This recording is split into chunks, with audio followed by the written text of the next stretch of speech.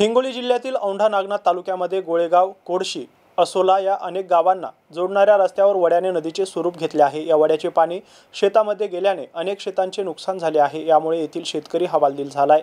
याबाबत आमचे प्रतिनिधी सागर शिंदे यांनी आढावा घेतला आहे। बघूयात।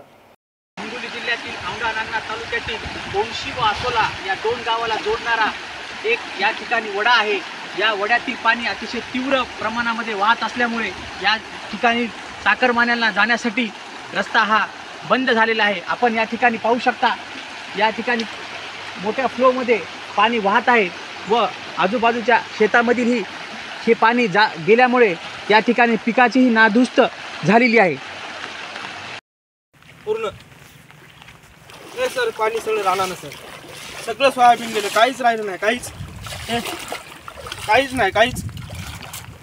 असोला तर्फे औंढा या गावातील मी सरपंच विष्णू नागरे।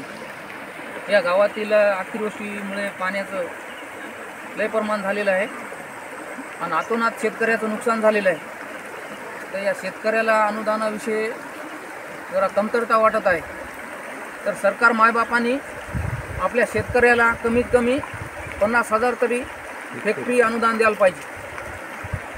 आणि या दुसरा एक विषय, या रस्त्याचं जे काम आहे, आमदार साहेबाकडे आम्ही त्या दिवशी गेलतो, जवळा बाजार ते फाटा असोला पाटी ते गोळेगाव या रोडचं काम मंजूर झालेलं आहे असं आमचं सांगण्यात आलेलं आहे। तर या पुलाचं काम अपुरं झालेलं आहे। या पुलावरून मागच्या वेळेस 2 वर्षाखाली एक सळकेपोट्याची व्यक्ती होती, कार घेऊन जात होती, ती एक महिला आणि एक पुरुष वाहून गेलेले होते। तर एक पुरुष निघला ते आणि एक महिला वाहून गेली आणि एक बाळ होतं छोटं, ते 2 वाहून गेलेले त्या पुलावून। आणि त्या दिवशी अंजनवाडीचा एक घनसावंत व्यक्ती होता, ते सुद्धा रात्रीला वाहून गेलता। तर या पुलाचं काम अत्यंत गरजेचं आहे। तर हे पूल हे नाही झाला तर शेतकऱ्याचं भरपूर नुकसान आहे। इथं आखाडे आहेत शेतकऱ्याचे, या शेतकऱ्याच्या शेतात पाणी घुसायले या पुलामुळे। आमच्या शेतात पूर गेलेला आहे आणि समजा सोयाबीन गेलेलं आहे। आता याची काय सोय करावं?